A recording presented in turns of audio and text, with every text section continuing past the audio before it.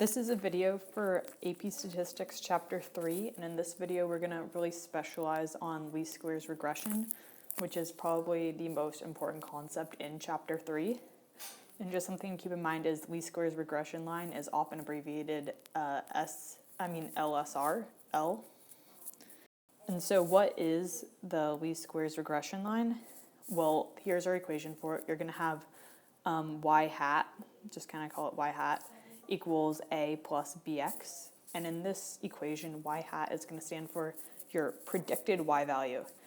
And it's really important to make the distinction that this is a predicted y value because in your data, you're going to have your actual y values.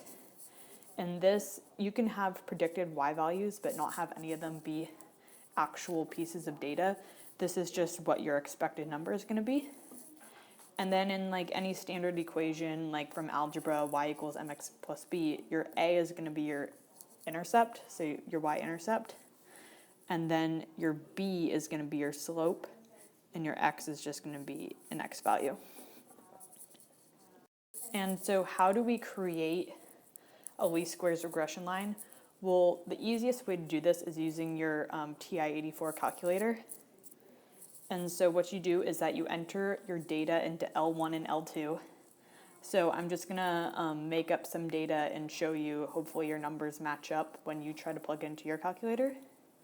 So in L1 and L2, we're going to have 1, 3, 5, and 8. And in L2, we're going to have 7, 9, 12, and 14.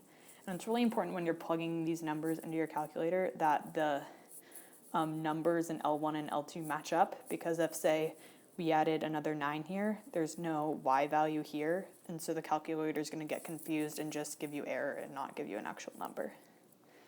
And so when I have these L1 and L2, this is going to be your x and this is going to be your y.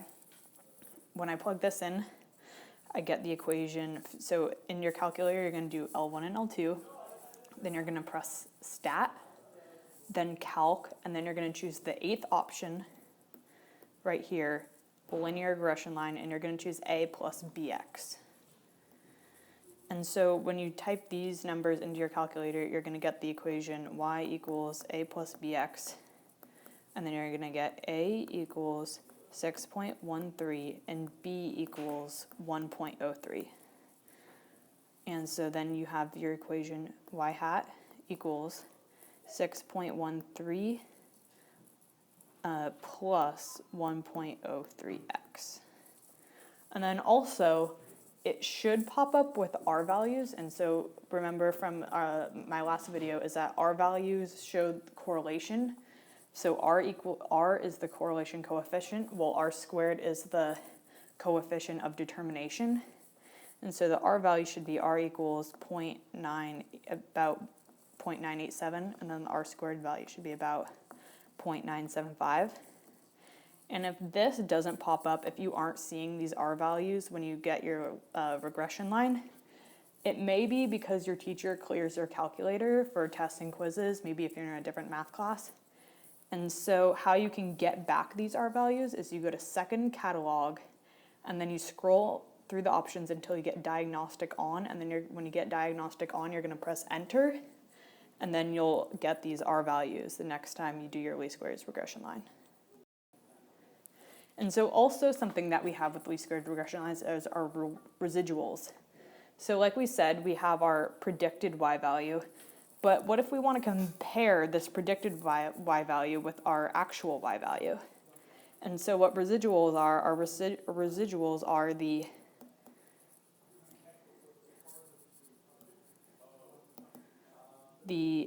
observed value minus the predicted value. And this is also known as y minus y hat.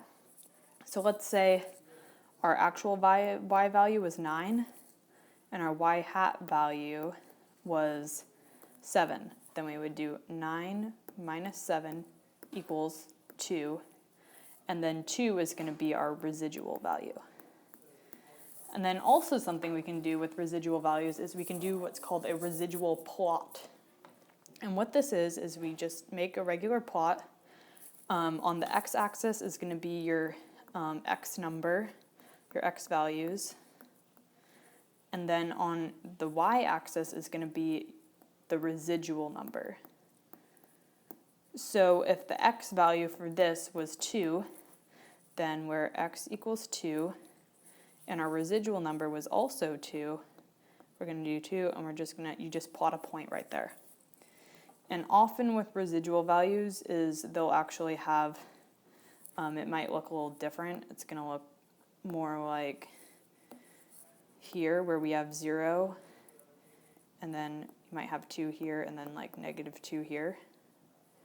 Because residuals can be positive or negative depending on whether your predicted value overshoots or underestimates your observed value. And so residual plots are really important for whether we determine a linear model fits for a particular relationship between variables. So if your residual chart looks like this, see there's a lot of curvature right here, and it shows a pattern. And so that's not random. And what you want in a residual chart is you want randomness. So if we had, say, a residual chart that looked like this, this is good because you see, okay, these dots are all random. There's no pattern or kind of underlying relationship, and a linear model is probably going to be the best fit for this set of data and these two variables. And something that's also good to keep in mind are outliers and influential points. So back again with outliers. An outlier, just to refresh your memory, is a point outside the normal range of data. So if you had the data set 1, 2, 3, and then 100, 100 is going to be your outlier. Most of the numbers are in the lower ones range, while your 100 is just way out there.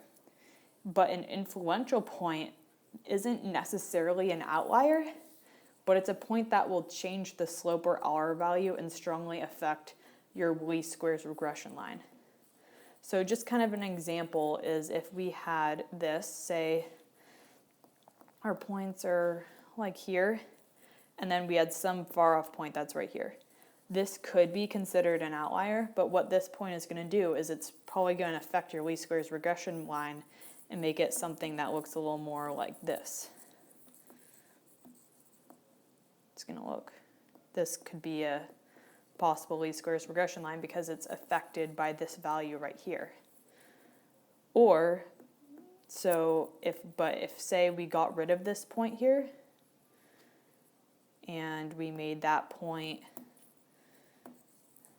this, our regression line is going to look a lot different. It's going to look probably something more like this.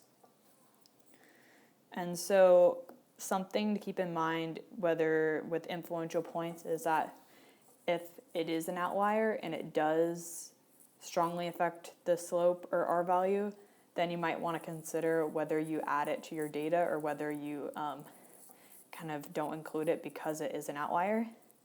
So make sure also you don't, with least squares regression line is extrapolation. And extrapolation, just write that down. Extrapolation is when you kind of infer or make predictions outside the range of data that you're given. So for example, if we have most of our data is between the x values of 3 to 10, and you know this is kind of like our line here, we can't really make a lot of predictions about values that are, say, 30 or even 100 because we don't have values in those areas. So to say that, to predict that for a x value of 100, it would be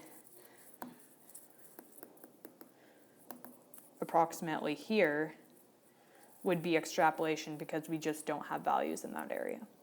And so this is your least squares regression line.